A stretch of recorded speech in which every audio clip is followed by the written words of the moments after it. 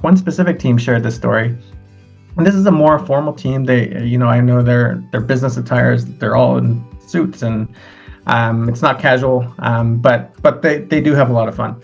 And they've shared that one of their solutions to it was to create a fun word whenever someone says something that has a fixed mindset, so that we can stop, pause, and ideate as a team to convert it into a growth mindset. So if it's something important, well, maybe we can shift resources, blah, blah, blah. Anyway, their fun word was banana pants. So they're in a boardroom. I always picture this in the big boardroom, right? They're in a big boardroom, all in suits and all fancied up. And then someone says, we can't launch that product right now. We don't have the money. And then someone will point at him or her and say, banana pants. We're here with Louis Serrano, the Chief Fun Officer of Fundamentals of Play. Louis, you and I, we know each other for quite some time. We're friends. We've met through our partners, but I've also had the pleasure of at least virtually being part of a Fundamentals of Play workshop or play shop for people that are completely new to the concept of Fundamentals of Play. What is it? What is it all about? How did this start? Yeah, I mean, at a high level, we do team events, team building events, and we teach modern day business skills, or we enhance modern day business skills for teams through the power of play. So play is the kind of core of everything we do. So we have over 500 different games and activities and experiential activities to teach these skills, and they're all through fun and connection. And the origin came from my own personal story. I was in corporate like 13, 14 years, and then a whole bunch of life stuff happened to me, everything from losing a job to losing a relationship, all at the same time. And out of that, kind of used two things that really helped me get out of my rut, which was one, play or fun or getting connected to things I love doing again, such as improv acting, which is a huge foundation for what we do now as well, and just personal and professional development. So I hired a life coach and I got into positive psychology, and literally the idea struck me. I was on a subway, I remember, and I was just like, both of those things are really powerful. What if I combine them? Like the power of play and development for the better, personal and professional. Awesome. And the cool thing about the skills that, or the let's call it maybe the skills or the talent that you want to tap into with people to then unlock other elements of their character is something that we all have inside. Like I don't know if you're familiar with Eric Wall, who's like a pop artist, painter, and he's a speaker. And I remember listening to him speak once where he was talking about, he asked the room, and it was like 500 people in the room, like, hey, who here can draw? And I put up my hand because I like to draw, and I think I can draw. But there was like 10 people out of 500 that put their hand up. And then he said, like, what if there were 500 children here, 10-year-olds? And I would ask them who can draw. Everybody would put their hand up. So at one point in life, we're either taught or we forget that we have these things in us, that we've always had those in us. But we become, as we get older, more reluctant or maybe more trained or more biased against using those skills. Is that something that you see as well? Like, is there, every time you do a workshop, like, is there that at least one person in the group that's like this, that goes like, I'm a serious business person, I don't play? And how do you overcome that? Yeah, depends on the group, but there are definitely some. But some groups, they're all in right from the get-go. There's definitely some, sometimes skepticism or this is not for me kind of thing. But it's the way we have designed our play shops is to ease everyone in, to let everybody play in their own way. Okay. But I think you also touched on something really important about how we lose things over time. And so that's what we're trying to do to bring it back, because there's so much power in it. So not only like the play aspect, but creativity and innovation, for example.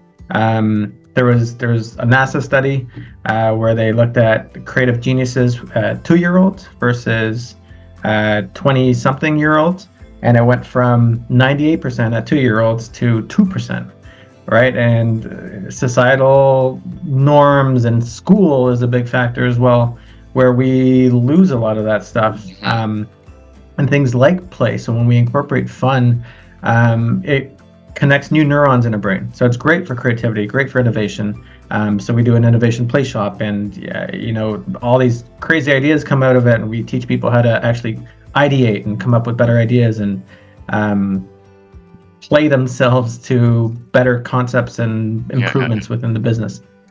Now that you say that, with the concept of you lose this over time, does that then also mean, if we bring it back down, very focused on the play shops themselves, do you see a different result, or like a heightened or accelerated creativity, if you will, for groups that go through multiple play shops over time? Like if the same group would do one workshop, would you see much better results if they would come back and back and back? Have you seen that? Yeah, definitely. Or they could also be doing their own thing. And it's kind of like chicken and the egg. Like the ones that are doing it often, whether it's our play shops or their own thing, they're already in that mindset and they already see the immense value of it.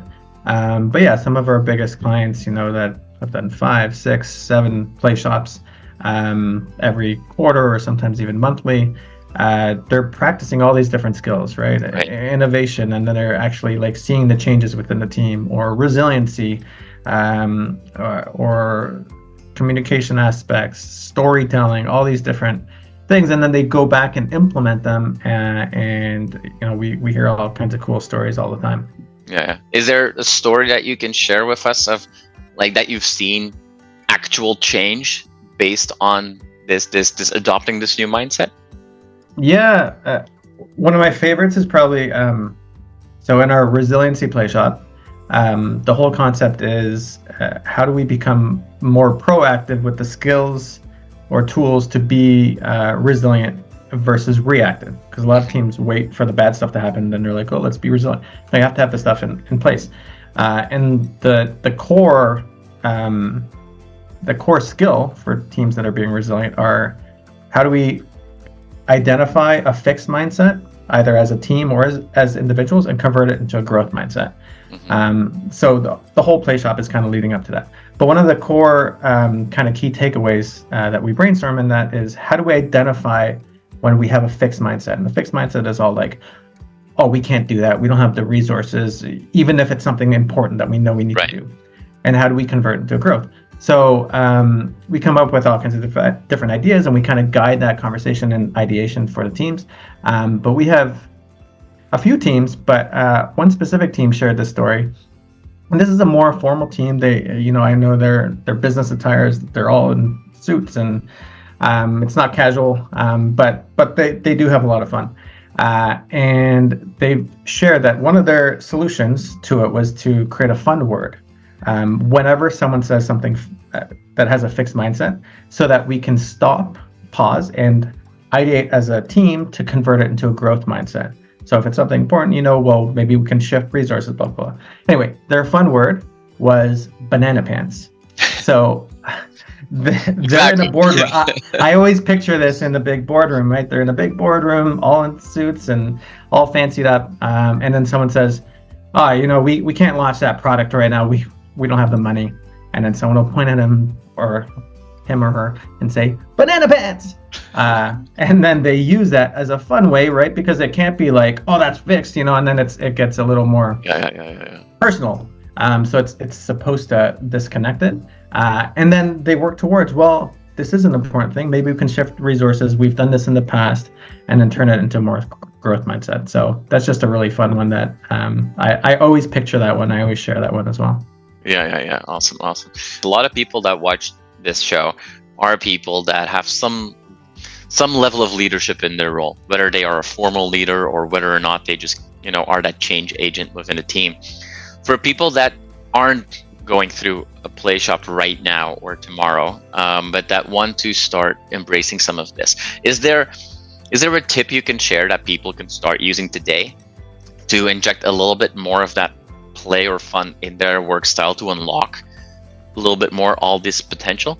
Yeah, it's a little counterintuitive, but I would say my best tip is to plan for the play, because too often things take over, things get busy, things get stressful, and then there's no time for anything fun or anything, experiential that will unlock new skill sets or new ideas, and that's when you need it the most.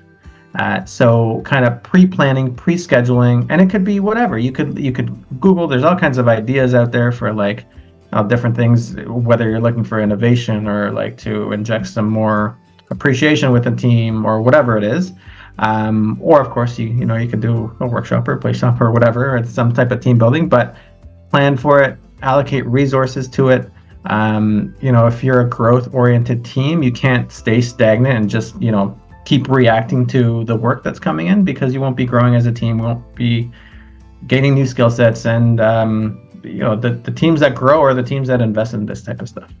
Yeah, awesome. All right, well, wonderful. But so, Louis, before I let you go, I have to ask you, what are you doing today to inject some fun in your day?